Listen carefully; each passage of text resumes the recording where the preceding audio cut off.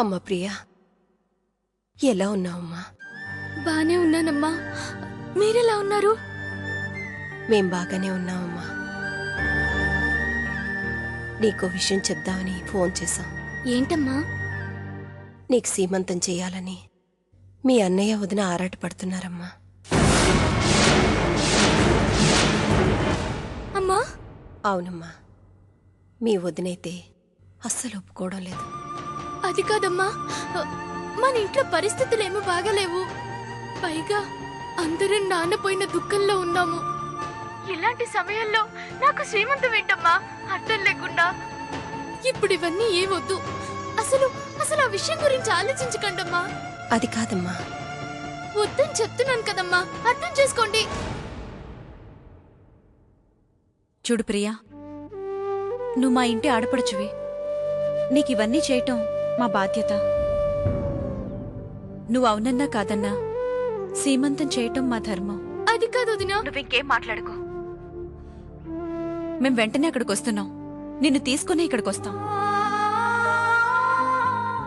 ఇప్పుడు అమ్మొస్తే నా పరిస్థితి ఏంటి? ఎమోషన్ అయిన విషయం ఎలా చెప్పాలి? ఒకవేళ ఏదోలా అబద్ధం చెప్తాము అంటే ఇన్నాళ్ళు ఆ విషయం మాకెందుకు చెప్పలేదు అంటారు. ఒకవేళ నిజం చెప్పాల్సిన పరిస్థితి వస్తే దేవుడా, ఏంటి పరీక్ష? నేనేం చెయ్యాలి?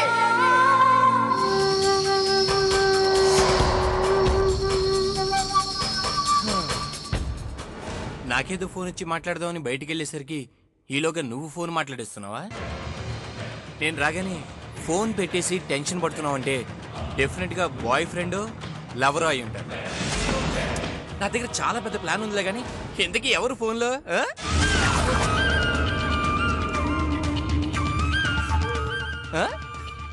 కుర్రోడిది లోకలా, ఎస్టీడియా లేక ఐఎస్డియా? నువ్వు మెయింటైన్ చేస్తున్న లిస్ట్లో వాడి నెంబర్ ఎంత?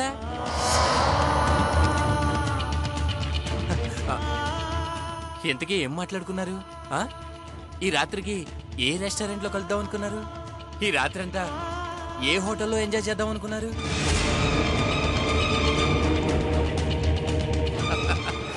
నా మగుడు పరమ దుర్మార్గుడు, ఒట్టి శాడిస్ట్ విధవా. మనం గాని వాడిని లేపేశామనుకో లైఫ్ అంతా మన ఇద్దరమే ఎంజాయ్ చేయొచ్చు అని మీరిద్దరూ కలిసి నన్ను చంపడానికి కుట్ర గాని ప్లాన్ చేశారే ఏంటి?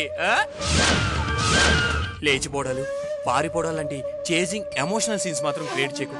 అసలే నా గుండెకాయ వీకు, పెద్దగా తట్టుకోలేను. ఎందుకో తెలుసా? నువ్వే నా ఏటీఎం మిషన్వే. నీ మీద నాకెన్నో ఆశలు, ఇంకెన్నో ప్లాన్లు ఉన్నాయే. ప్లీజే నా ఆశల్ని బొమ్ము చేయకు, నాకు అన్యాయం చేయకు. ప్లీజ్ దయచేసి చెప్పవే, చెప్పవే. ఏం మాట్లాడుకున్నారు ఫోన్లో? ఎవడే వాడు? మాట్లాడవేంటే? నాకు టెన్షన్ వచ్చేస్తుంది. చెప్పు. అయ్యిందా? అనడం, అనుమానించడం, నోటికొచ్చినట్టు పిచ్చి పిచ్చిగా వాగడం అన్నీ అయిపోయాయా? లేదే, ఇంకా బ్యాలెన్స్ ఉంది. ఇదే బ్యాలెన్స్. దీన్ని ఎంత చేసినా ఏం చేసినా అస్సలు భయపడట్లేదు. దీన్ని ఎంత హింసించినా ఎంత ఏడిపించినా ఇల్లు వదిలిపెట్టడం లేదు. జలగల ఇక్కడే పట్టుకు వేలాడుతుంది. ఇక మీదట దీన్ని శారీరకంగా కాదు, మానసికంగా హింసించాలి. మెంటలొచ్చేలా ఏడిపించాలి. ఏదో రకంగా దీన్ని బయటకు పంపాలి. ఎలా ఎలా చెయ్యాలి?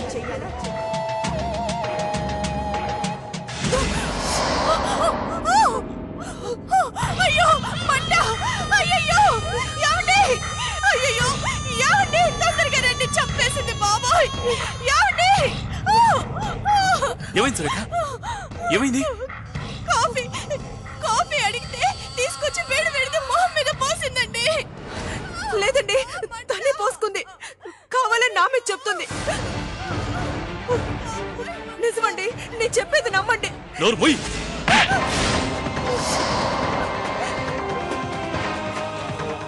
మాట్లాడావంటే చంపేస్తాను.